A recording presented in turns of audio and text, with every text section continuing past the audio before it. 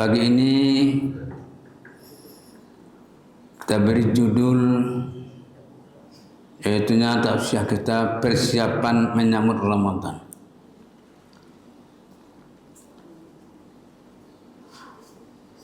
Karena kehadiran bulan suci Ramadan, yang suci itu hendaknya disambut dengan yang suci pula.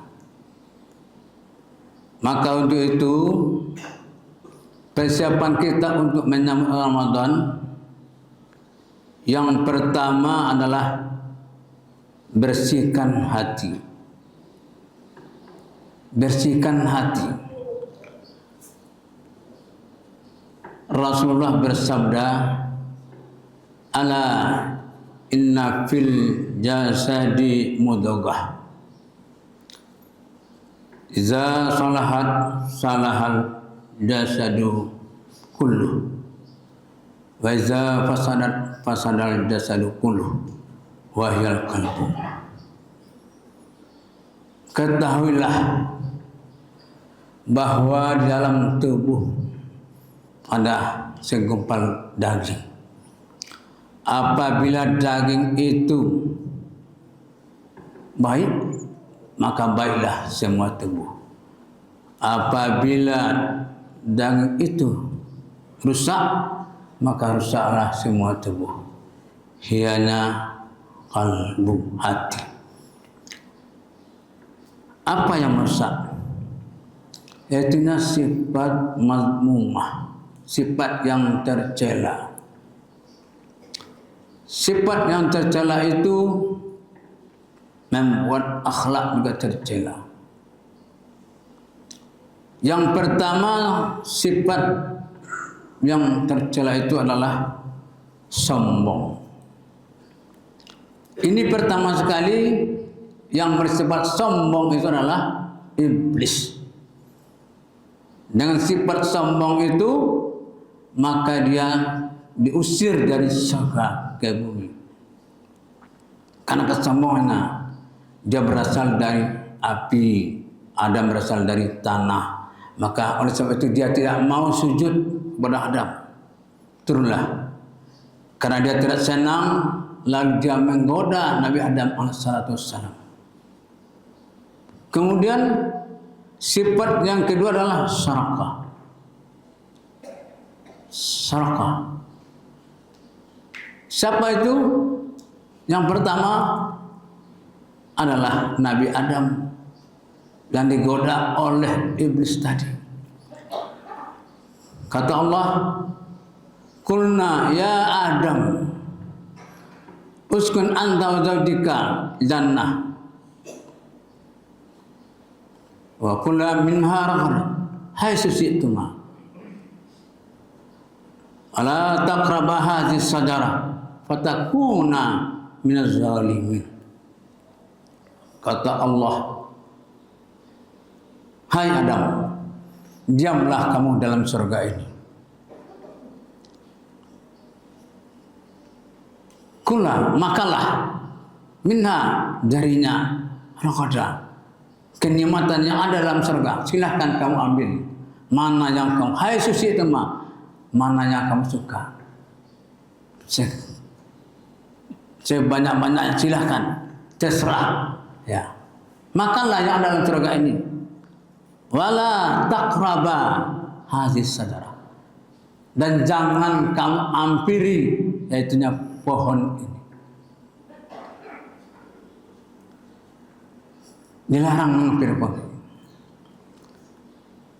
Kalau kamu menghampiri pohon ini, maka kamu menjadi orang yang zalim. Tetapi karena iblis menggoda Adam, akhirnya tergodalah. Karena tergoda tadi menjadilah Adam sarakah. Padahal Allah telah mengatakan jangan sampai semuanya, silakan kamu ambil nikmat-nikmatnya ada dalam surga ini. Tapi yang satu ini jangan. Mendekati saja tidak boleh.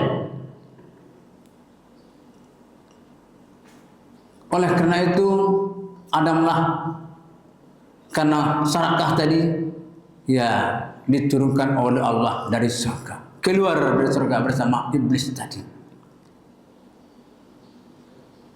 Sehingga sekarang itulah sifat itu kepada manusia. Contoh, kata rakyat, wahai para penjabat, silakan kamu ambil gaji kamu nikmati tunjangan kamu. Wahai presiden, silakan tinggallah kamu di istana, apa yang kamu nikmati, silakan. Tapi jangan kamu ambil uang rakyat. Kamu pergi ke sana ke sini, bebas diberi oleh anggota. Pergi kemana, diberi tempat tidur yang enak, makanan yang enak. Tapi jangan kamu ambil uang rakyat. Kalau kamu ambil, kamu dimasukkan ke penjara. Keluar, dijatuhkan dari jabatan kamu. Maka turunlah kepada penjabat yang mau tergoda, sehingga dia juga serakah. Kemudian sifat yang ketiga, sifat dengki. Siapakah yang pertama sekali sifat dengki? Adalah Qabil dengan Habil. Karena Qabil melihat adiknya yang disayangi oleh bapaknya Adam. Kenapa Adam sayang? Karena dia orang yang baik, yang lembut hati. Ya, Qabil ini orang yang keras. Begitu juga dia itu dibisikkan oleh setan iblis. Kenapa dia dengki? Yang memuncak kedengkiannya di waktu dia dikawinkan dengan adik Habil. Padahal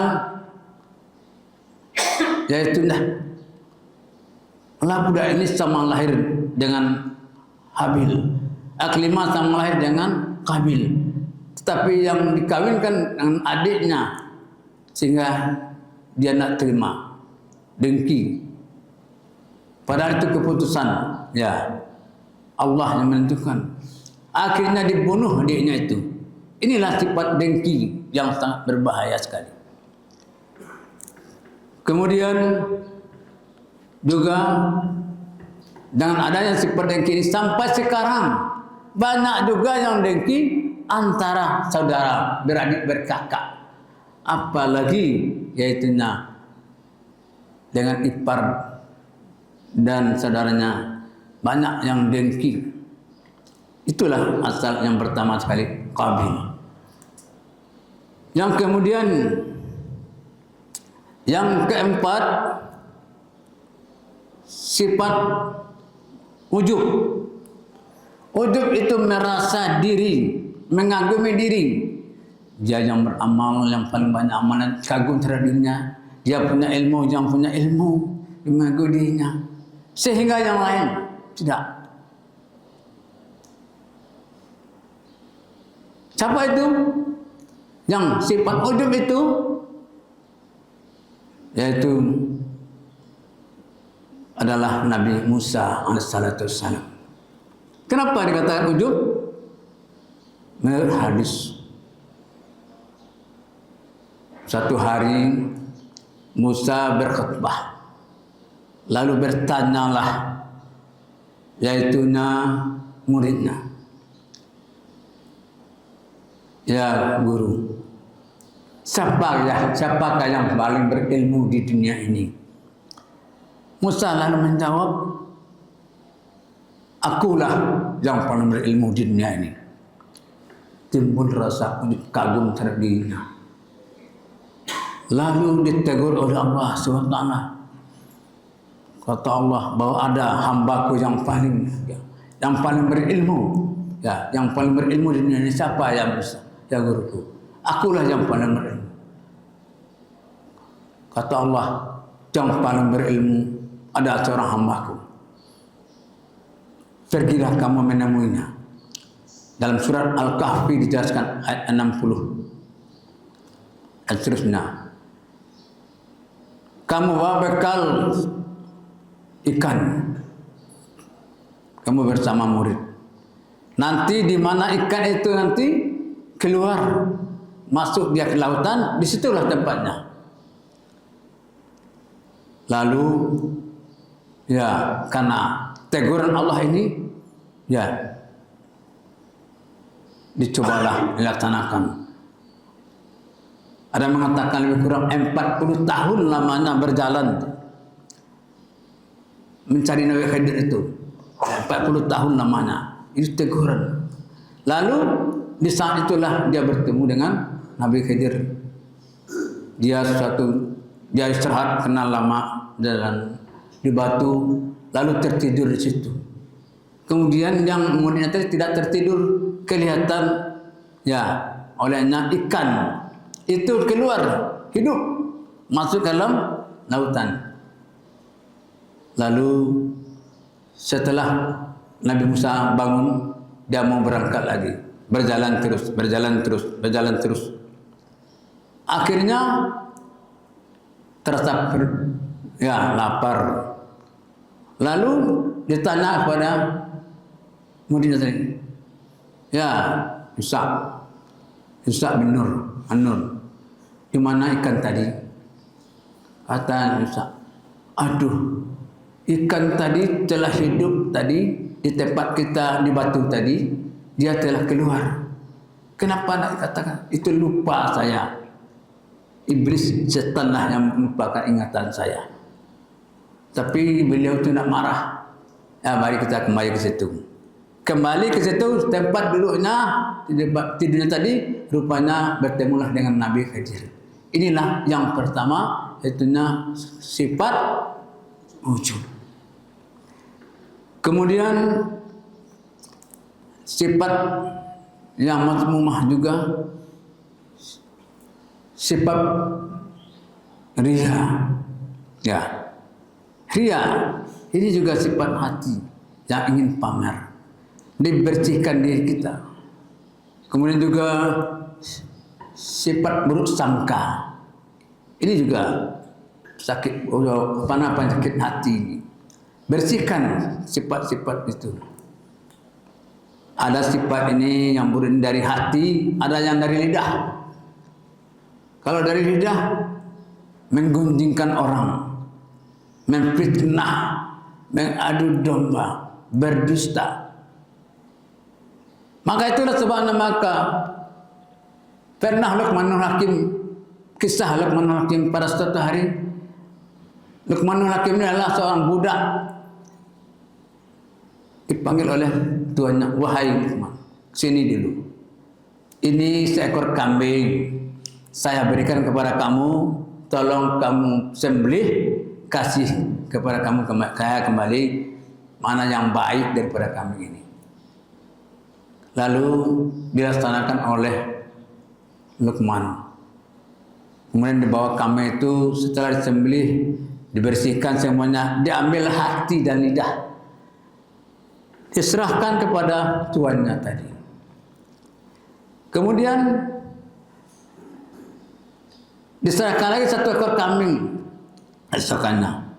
Yang kedua ini seperti itu juga, diambil hati dan lidah. Lalu terheranlah tuannya, kenapa sama juga?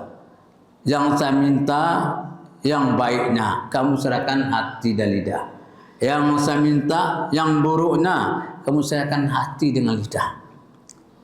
Kata Luqman, inilah yang menyebabkan dia itu buruk, dia itu baik. Hati ini menyebabkan dia baik dan dia buruk. Sakit hatinya, jasadnya pun buruk, sakit. Sakit lidahnya, jasadnya pun buruk. Ya. Begitu juga manusia, rohaninya, hati. Ya. Kalau sakit hatinya, sakit rohaninya. Ya. Kalau lidahnya sakit, juga jasadnya sakit. Hatinya sakit, juga rohani dan jasmaninya sakit. Kalau kita sakit hati, lever. Jadi oleh sebab itu, bersihkan. Bagaimana membersihkannya? Bertobat kepada Allah Subhanahu wa taala. keluar dari surga, Adam bertobat kepada Allah Subhanahu wa taala. Jadi bersihkan hati, jaga lidah. Jadi yang pertama persiapan kita, mari kita bersihkan hati dan jaga lidah kita agar kita bersih. Kemudian yang kedua, mengqadha puasa Ramadan yang tinggal. Ini persiapan. Kita masih berutang. Mungkin ya nak teringat. Mungkin ya apalagi ibu-ibu lupa, apalagi bapak-bapak juga lupa. Pada suatu hari bapak dahulu dalam Ramadan pergi menemui yaitunya suatu daerah jadi musafir. Mungkin ada keperluan. Ya, tidak puasa. Karena boleh. Faman kana minkum maridan aw ala safarin fa'iddatun min ayyamin ukhra. Inilah.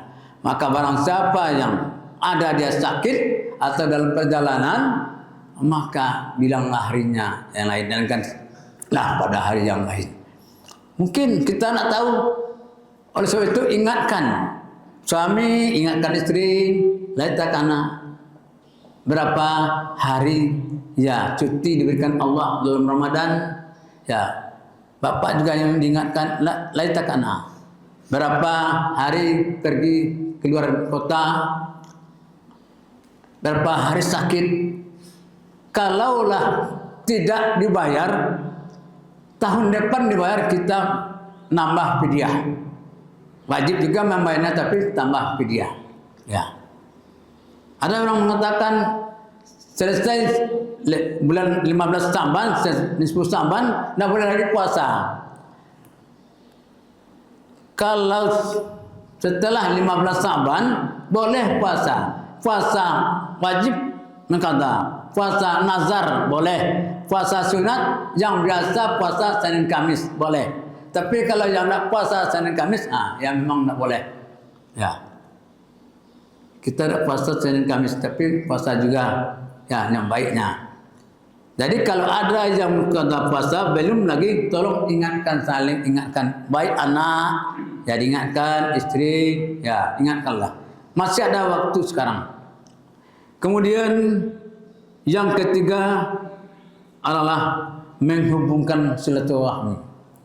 Ya, mungkin selama ini kita terputus silaturahmi kita, boleh terputus 3 hari. Tapi kalau ada yang sampai sekarang, ada juga orang ibu-ibu, bapak-bapak mengatakan karena dendamnya, saya sampai mati tidak akan mau ya bersalaman dari bersapa. Bagaimana untuk silaturahmi itu? Bapak Ibu, mudah. Tidak malu kita. Tidak perlu minta maaf. Ya.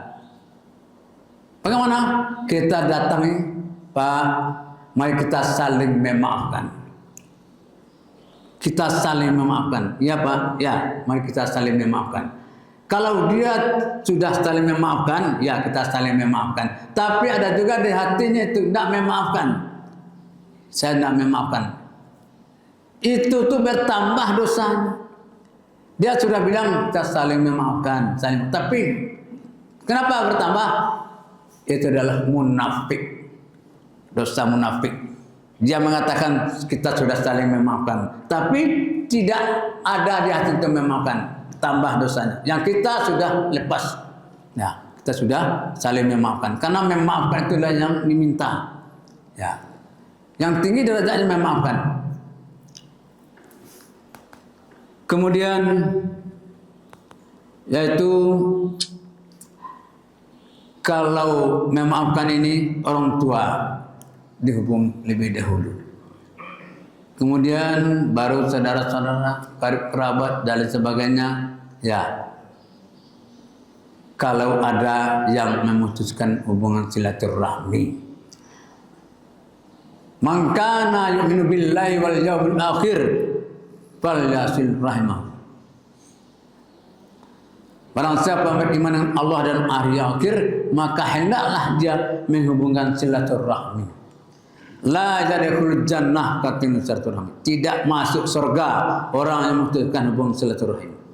Walaupun puasa banyak, sunat dan lain sebagainya, salat, sunat dan sebagainya, tapi jika hubungan silaturahmi ada yang terputus, ya tidak akan dapat masuk surga. Bapak Ibu jamaah subuh rahmatullah. Kemudian yang keempat,